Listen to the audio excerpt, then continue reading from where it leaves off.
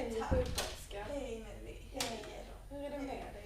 Jo tack, det är väl sådär faktiskt. Jag har träffat läkare nu Ja. och det var lite jobbigt för att jag förstod inte riktigt vad det var. Det var Okej. så många konstiga medicinska ord och det var någonting om EKG och ultraljud Ja. och det var någon behandling. Och, Ja, okej. så jag vet inte, jag känner lite förvirrad. Lite förvirrad. Ja. Just EKG, det är för att se hur hjärtat, hur den elektriska aktiviteten är i hjärtat. Okay. Och det är olika vågor som ska se ut på ett speciellt sätt för att hjärtat ska må bra.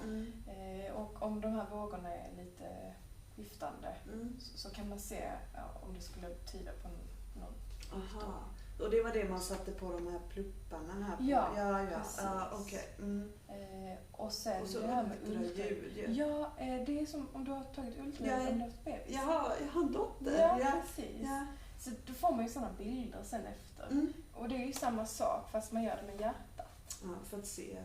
För att se hjärtat och hur det ser ut på bild liksom. Med hjälp av ultraljud. Och då gör ju läkarna sin bedömning på hur det har sett ut och så. Ja, okej.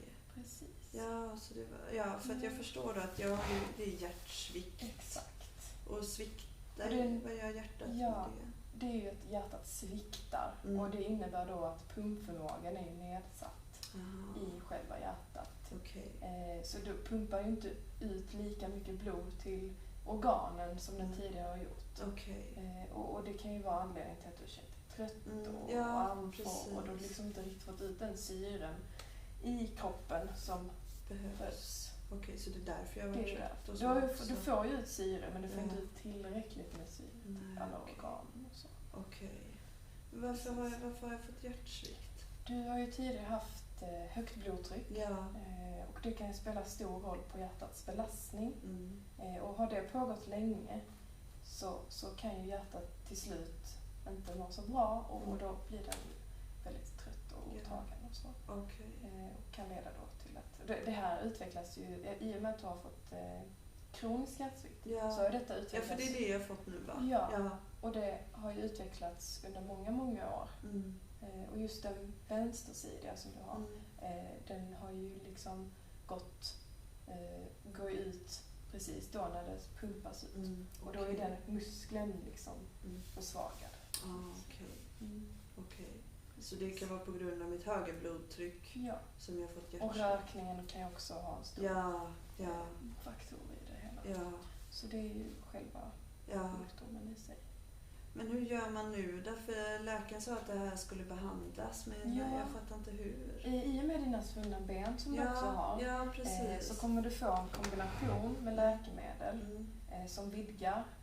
De här läkemedlen kommer vidga dina kärl och då kommer inte det bli lika mycket belastning. Sen kommer du också få andra läkemedel som sänker din hjärtfrekvens och då pumpar du inte lika hårt och lika mycket. Nej. Och sen de andra läkemedlen som du får för dina svullna ben, det är ju vätskedrivande. För jag förstår inte riktigt. Jag kom hit för svullna ben. Vad har det här med det att göra? Dina njurar samarbetar ju lite med hjärtat kan man säga. Och det de gör då är att njurarna, de lämnar kvar vätskan i kroppen för att kompensera upp blodflödet. Och det är bra till en början. Men sedan lägger det sig på andra delar av kroppen. Som i ditt fall nu på anklarna och på benen. Så det vätskan ska vi få ur nu genom mediciner? Precis. Och då kommer du ju få kissa ut ganska mycket i början. Ja, så jag kommer kissa ut det? Ja, det är klart. Så det är ju så det kommer gå till.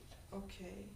Det är väldigt mycket läkemedel. Är det något annat jag ska göra eller så? Eller är det bara läkemedelsbehandling? Nej, självklart är det ju också din egen vård som spelar stor roll. Och då är det viktigt att du själv kan känna att du orkar komma upp. Men jag har förstått det som att du har varit väldigt trött och andfådd.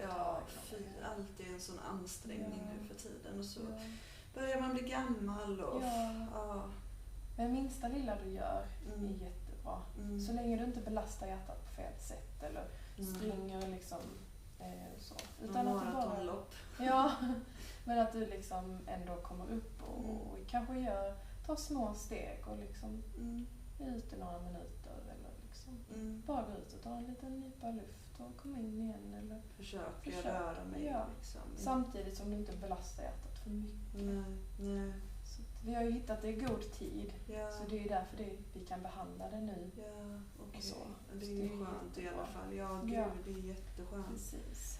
Men jag tänker annars så med kost och är det något sånt? Eller? Ja, det är viktigt att i och med att du har haft högt blodtryck så är det viktigt att vi minskar den. Och salt har en sån förmåga så att det höjer blodtrycket.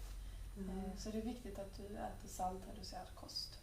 Inte så mycket salt. Inte så mycket salt, utan salta inte maten utan ät den som den är. Och undvik saltade produkter som inlagd saltblod. Ja, men läkaren sa nog någonting om det när jag fick högt blodtryck. Där någonting att jag skulle vara försiktig med saltet. Precis, ja det ska du.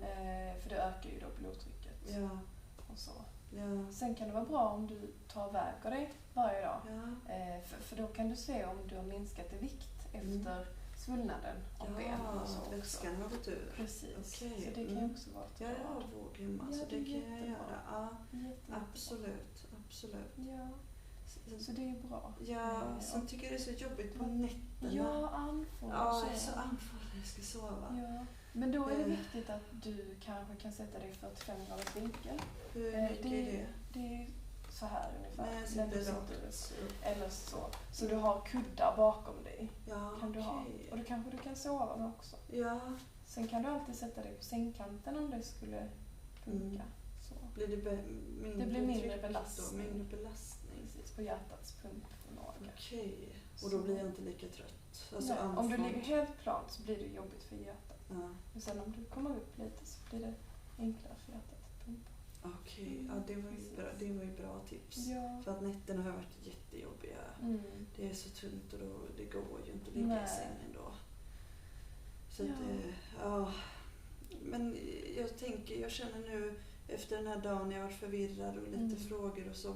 Vad gör jag om det dyker upp frågor nu sen? Det finns ju på vår avdelning, i den här sektionen, har vi poolkliniker. Okay. Och de kan man alltid höra av sig till om man har frågor angående hjärtsvikten. Jättebra att bara komma hit eller ringa. Vi har till och med nummer här. Ja, gud vad bra. Tack så mycket. Tack. Och det är bara att ringa dem om du har frågor om det sociala, psykiska, fysiska tillståndet. Skulle det vara så att det är akut så är det självklart att ringa till sjukhuset. Och så får du ju hjälp direkt. Om det skulle vara att du märker att det är jätteförsämrat. Men annars är det ju jättebra att ringa till dem. Och de finns tillgängliga för din hjälp och du får väldigt snabbt hjälp. Ja, vad bra. Det låter jättebra. Ja, och jag ska träffa läkaren här nu igen nästa vecka var det nog, så skulle han skriva ut något. Men det eller vad det var. Ja, så att det känns skönt att jag har fått en kontakt här och ni verkar jättebra. Vad skönt att höra. Så att det kommer nog bli bättre det här. Ja, det kommer det. Och vi gör allt vi kan för att få det att funka för dig. Tack, det känns jättetryggt. Så bra. Tack så mycket för idag. Tack så mycket. Och sköt om dig. Ja, tack så mycket kära du. Detsamma. Tack. Hej då.